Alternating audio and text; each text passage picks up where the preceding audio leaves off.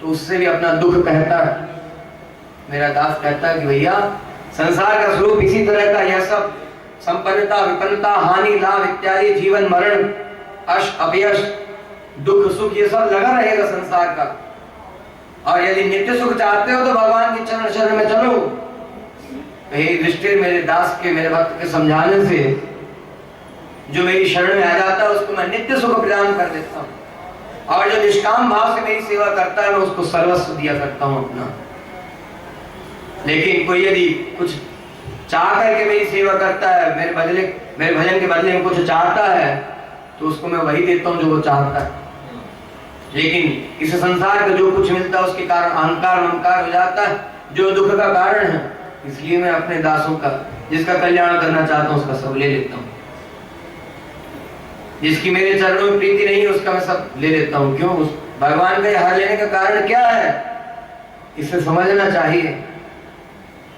अहंकार ममकार के कारण अज्ञान के कारण या ज्ञान के अभिमान के कारण भगवान से दूर रहता है तो भगवान सब कुछ ले लेते हैं। देव जी ने कहा परीक्षित इस विषय में महात्मा लोग एक प्राचीन इतिहास भी कहा करते हैं। शंकर जी जल्दी प्रसन्न हो जाते हैं और प्रसन्न होकर के अपने भक्तों को कुछ दे दिया करते हैं जल्दी से। और भगवान विष्णु इतनी जल्दी प्रसन्न होते नहीं किसी के ऊपर, वो तो उसके ऊपर प्रसन्न होते हैं जो सर्वस्व समर्पण कर चुका है। और जल्दी प्रसन्न होने वाले वो तामसिक देव शंकर जी, सुखदेव जी कह रहे हैं, वो तामसिक देव शंकर जी जल्दी प्रसन्न हो जाते हैं और झट से वरदान दे देते हैं, जिसके कारण कई बार उनको संकट भी भोगना पड़ता है। इसी बात को बताने के लिए महात्मा लोग एक इतिहास कहा करते हैं। क्या कहा? एक विकासुर नाम का दैत्य था, कभी घूमता हुआ कैलाश पर्वत पर पहुंचा, वहां पार्वती को देखा, पार्वती को देख करके मोहित हो गया। पार्वती को प्राप्त करने की इच्छा होने लगी मन में। इसी उधेड़ बुन में लगा हुआ था, यही विचार कर रहा था कौन सा उपाय करूं। तो नारद जी मिल गए रास्ते में। नारद जी से पूछा, गुरुदेव कृपा करके बताइए सबसे जल्दी कौन प्रसन्न होता है। नारद जी इसके मन की बात को ताड़ गए, जानते थे क्या चाहता। कहा तुम शिव जी की तपस्या करो। वहीं कैलाश पर्वत पे वहीं शंकर जी की तपस्या करने लगा। सुखदेव जी कह रहे परीक्षित कामना अत्यंत बढ़ी, इच्छा खूब बढ़ी तो तपस्या करने लगा और शंकर जी नहीं प्रकट हुए। तो 6 ही दिन बीते थे, 6 ही दिन में शंकर जी नहीं प्रकट हुए, नहीं वरदान दिया। तो हवन कुंड में अग्नि प्रज्वलित की और अपने अंग काट काट करके हवन करने लगा। और तब भी शंकर जी नहीं आए तो स्वयं कूदने चल पड़ा। इतने में शंकर जी प्रकट हो गए। कहा रुक जाओ, क्यों इतना कष्ट उठा रहे हो, क्या चाहते हो? कहो मैं वरदान देना चाहता हूँ, तुमको प्रसन्न हूं तुम्हारे ऊपर। कहा वरदान देना चाहते हैं? कहा हाँ वरदान देने के लिए आया हूं। कहा तो वरदान देना चाहते हैं तो फिर दीजिए, जिसके सर पे हाथ रख दूं जल करके भस्म हो जाए। देव जी कह रहे हैं शंकर जी बड़े घबराए, कैसा ऐसा विकट वरदान क्यों मांग रहा है, पता नहीं। फिर सोच विचार करके देख दिया एवं मस्तु। और जैसे ही कहा एवं मस्तु, हाथ उठाया शंकर जी के ऊपर रखने चला। शंकर जी पीछे हटे और भागी, ये क्या कर रहे हो? देव कह रहे हैं परीक्षित शंकर जी को अपनी रक्षा का कोई उपाय नहीं सूझा। इसने कहा विकासुर ने परीक्षा तो कर लूं, ये वरदान जो दिया वो झूठा है कि सही है, परीक्षा तो कर लूं। और शंकर जी भागे वहां से, भागते भागते भगवान का स्मरण किया, मन से ही भगवान की चरण शरण हुए और भगवान वहीं प्रकट हुए। ब्रह्मचारी का रूप बना करके भगवान प्रकट हुए। भगवान ने पूछा, अरे विकासुर कहां भागते चले जा रहे हो, कहां भागते चले जा रहे हो? कहा ये शंकर जी ने वरदान दिया, परीक्षा करना चाहता हूं झूठा है कि सही है। भगवान शंकर जी की रक्षा करने के लिए पधारे हैं। भगवान ने कहा अरे तुम भी कहां इनके चक्कर में पड़ गए। वो तो ऐसे ही कुछ भी कह दिया करते हैं, मदमस्त रहा करते हैं। मदमस्त काहे में रहते हैं? कौन से नशे में रहते हैं शंकर जी? ना, ये तो जो खराब बुद्धि वाले, जो दुष्ट बुद्धि वाले, वो लोग कहते हैं कि धतूरा और भांग के नशे में शंकर जी रहते हैं, क्योंकि उनको खुद को चाहिए तो शंकर जी का प्रसाद बोल करके देते हैं। भगवान राम के स्मरण में, भगवान राम की समाधि में रहा करते हैं, भगवान के ध्यान के नशे में रहते हैं। वो तो जिनको ये सब चाहिए, धतूरा भांग इत्यादि, वो लोग कहते हैं शंकर जी का प्रसाद है। हो नहीं सकता। शंकर जी तो वैष्णव है, और वैष्णव ये सब नहीं लेता, ठीक है ना। भगवान के ध्यान स्मरण में रहा करते हैं। अब वो पाखंड स्वरूप भला बना रखा है तो कोई कहता रहे, कहीं कहीं तो फिर शंकर जी को वो भी चढ़ता है, क्या शराब चढ़ती है शंकर जी को कहीं कहीं। तो इसका क्या मतलब है? लोग प्रसाद बोल करके लेते हैं और बांटते हैं ना। शंकर जी भगवान राम के नशे में चूर रहते हैं, भगवान राम का स्मरण करते रहते हैं, उसके अलावा और कुछ ध्यान नहीं।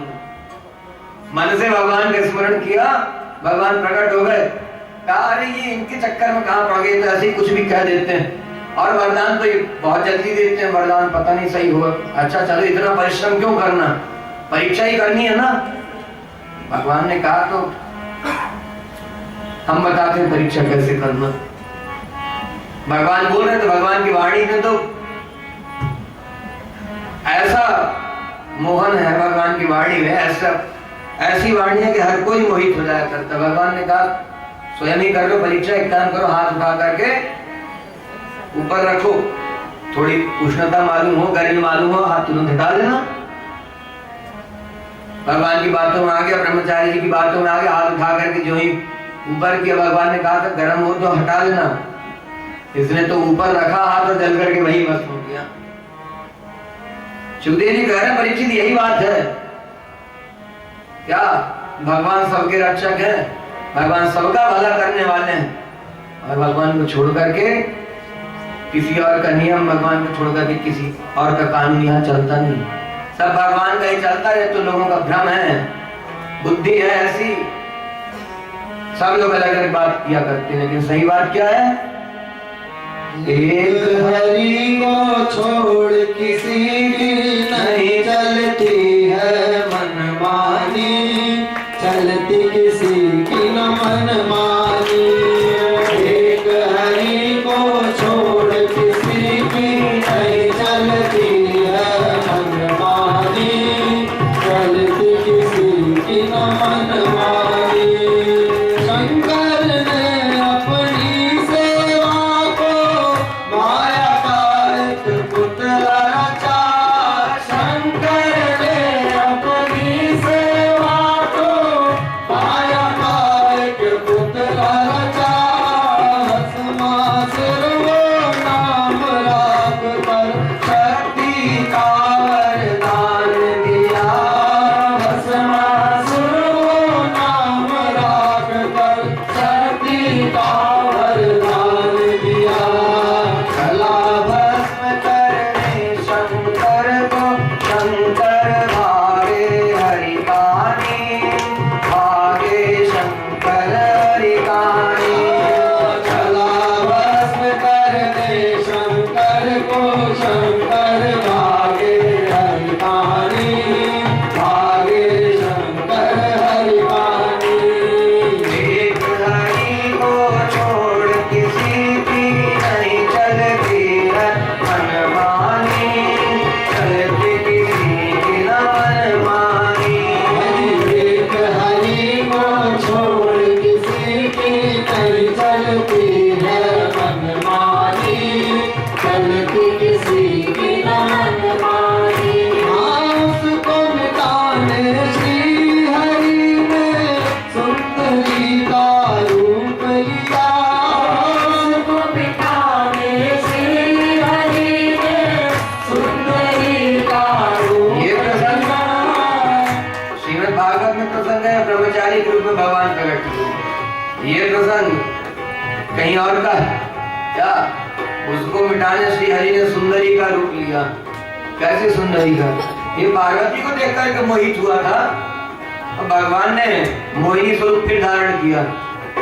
पार्वती को देखकर के मोहित हो, लेकिन भगवान ने जो स्वरूप धारण किया है वो पार्वती का सौंदर्य भगवान के सौंदर्य के आगे गल गया।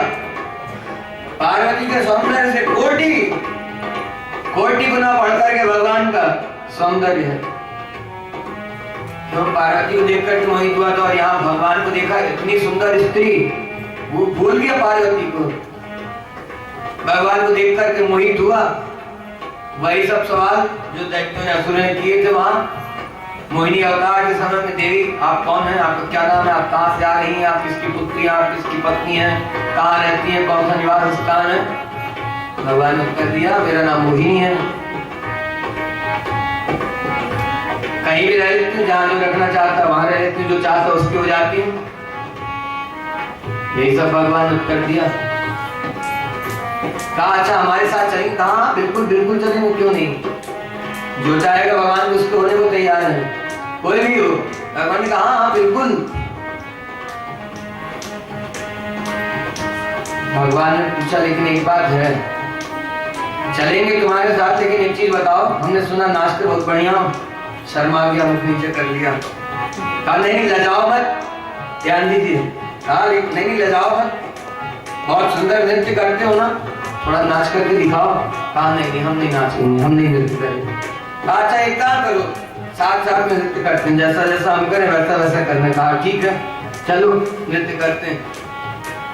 क्या किया भगवान ने, भगवान ने एक हाथ कमर पर रखा और दूसरा हाथ सर पे रखा, उसको मिटाने श्री हरि ने सुंदरी का रूप लिया, उसको मिटाने श्री हरि ने सुंदरी का रूप लिया। जैसा जैसा नाचे मोहन वैसा वैसा नाच किया, जैसा जैसा नाचे मोहन वैसा वैसा नाच किया। अपने हाथ को सिर पर रख कर बस हुआ वो अभिमानी, हुआ बस वो अभिमानी।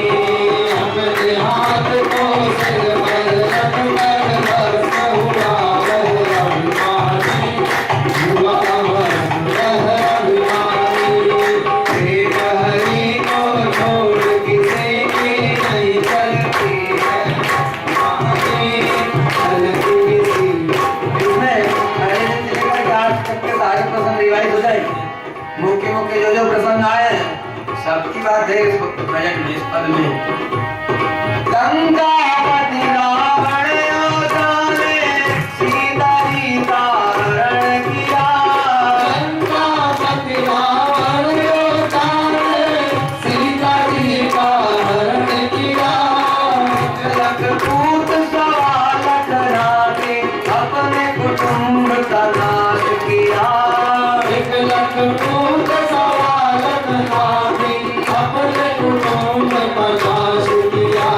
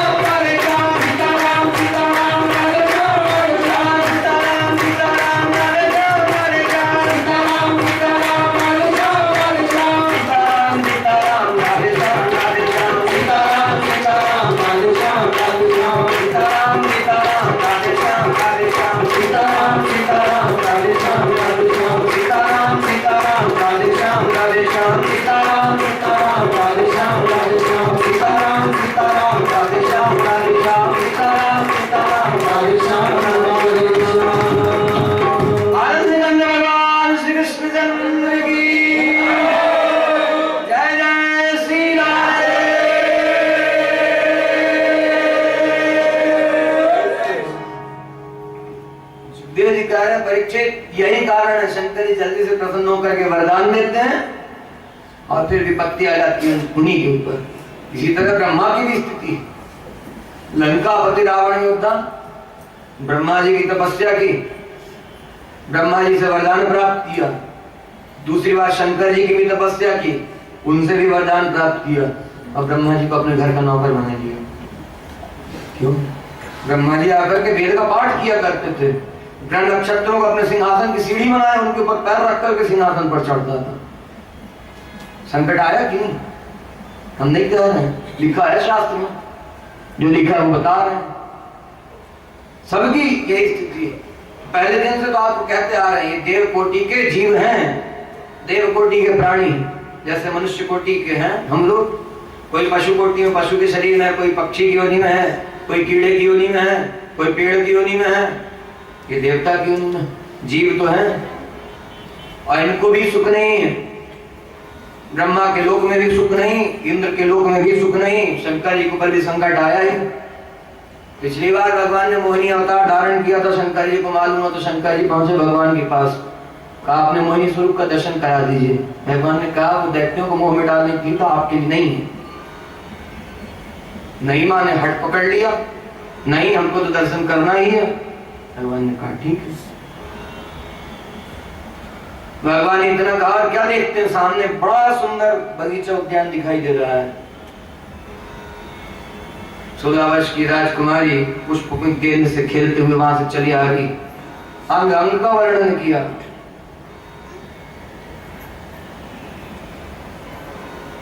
भगवान के पास पहुंचे शंकर जी, उस मोहिनी के पास पहुंचे, पकड़ना चाहते थे, पकड़ नहीं पाए, सब कुछ भूल गए। भगवान से निवेदन कर रहे थे कि स्वरूप का दर्शन कराइए। भगवान ने यही सावधान किया कि वो दैत्यों को मोह में डालने के लिए था, मोहित करने के लिए वह रूप आपके लिए नहीं, आपके ध्यान का विषय नहीं है वो रूप, आपके दर्शन करने का विषय नहीं है वह रूप। नहीं माने, हट पकड़ लिया। भगवान को पकड़ना चाहते थे, पकड़ में तो नहीं आए और थोड़ी देर ऐसे ही लीला करते रहे भगवान, कभी इधर हो जाते हैं, कभी उधर हो जाते हैं। आया है वर्णन, जहां देवासुर संग्राम सागर मंथन का वर्णन है, व्यास जी महाराज ने लिखा कि शंकर जी दर्शन करके मुग्ध हो गए, अपने को संभाल नहीं सके, उनका वीर स्खलित हो गया। बड़े बड़ों की जैसे लाखों लाखों वर्ष के तपस्वी हैं, ऐसे लाखों लाखों वर्ष तक जिनकी समाधि लगी रहती है, उनकी ये स्थिति। वो मायामय रूप था, मोह में डालने के लिए था, मना किया, नहीं माने। कहने का मतलब कि इन सबकी यह स्थिति है, सबको कुछ ना कुछ दुख तकलीफ कष्ट है ही। ये भी अपनी रक्षा के लिए उन्हीं भगवान की चरण शरण जाते हैं, जिनकी चरण शरण होने के लिए सुखदेव जी महाराज कह रहे हैं, व्यास जी महाराज ने जिनके लिए लिखा, ऋषि पराशर ने विष्णु पुराण में जिनके लिए लिखा। तो सबका सार यही निकलता है कि अपनी रक्षा के लिए भगवान की चरण शरण हो जाता। सुखदेव जी कह रहे हैं, परीक्षित एक बार सबसे श्रेष्ठ कौन है यह जानने के लिए, क्योंकि ऋषि महर्षियों में विचार चला कि यज्ञ करना है तो यज्ञ किसकी प्रसन्नता के लिए करें। यज्ञ कर रहे हैं तो उससे कौन प्रसन्न होगा, किसकी प्रसन्नता के लिए किया जाए। कार्य सर्वश्रेष्ठ हो उसकी प्रसन्नता के लिए किया जाए। सबने अपना अपना मत प्रकट किया, सबने अपना अपना विचार रखा, कौन श्रेष्ठ है निर्णय नहीं हो सका। यह भी प्रसंग आया, यह वृकासुर का प्रसंग श्रीमद् भागवत महापुराण के 10वें स्कंद का 88वां अध्याय।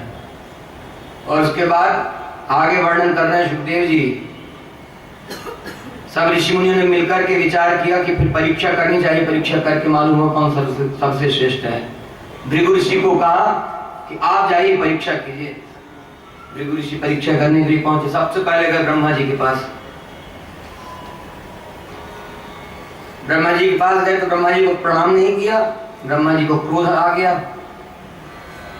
कि मेरा पुत्र है, प्रणाम नहीं कर रहा है, बड़ों का आदर सत्कार करना नहीं जानता। क्रोध आया, मारने चले, भृगु ऋषि वहां से चल दिए। कैलाश में पहुंचे शंकर जी के यहाँ। शंकर जी ने जैसे ही देखा भृगु ऋषि आए हैं, मन में विचार आया हमारे भाई पधार रहे हैं।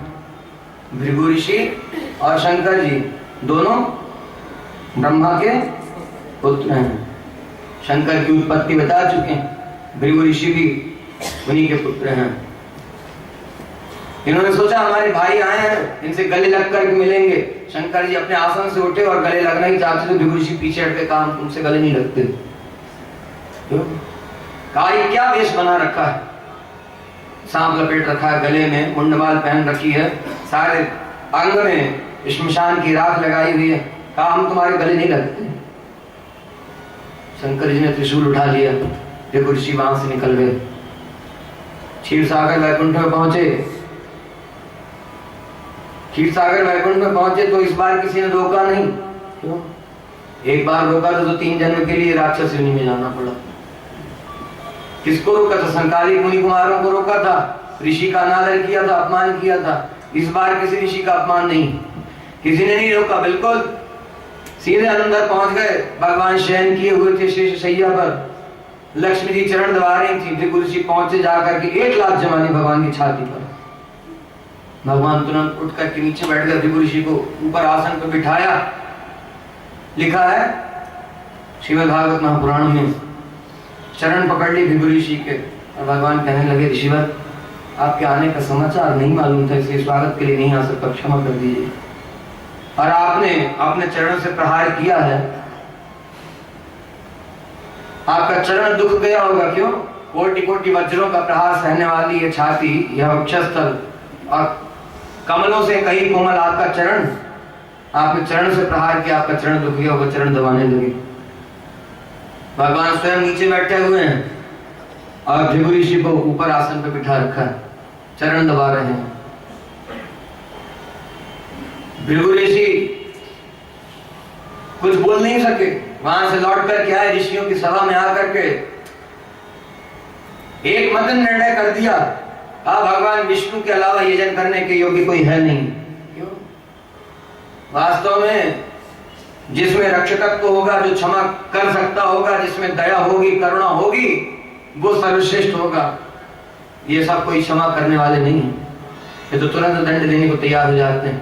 क्षमावान हो तो कोई इनके जैसा हो कि अपनी पत्नी के साथ विराजे हुए हैं, चरण दबा रही हैं, शयन किए हुए हैं, जाकर कितना बड़ा वहां प्रणाम नहीं किया, वहां उनको गले लगने से मना कर दिया और वहां जाकर के क्या किया? सीधे छाती पर लात मारी। सुखदेव जी कह रहे हैं सीधे वक्षस्थल पर प्रहार किया, वो भी चरण से।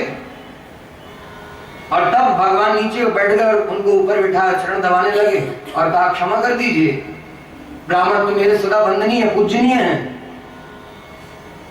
इसलिए शिक्षा मिलती। आप ऋषि मुनि महर्षिगण ब्राह्मण सदा मेरे लिए वंदनीय हैं, पूजनीय हैं, आपका स्वागत सत्कार नहीं कर सका। और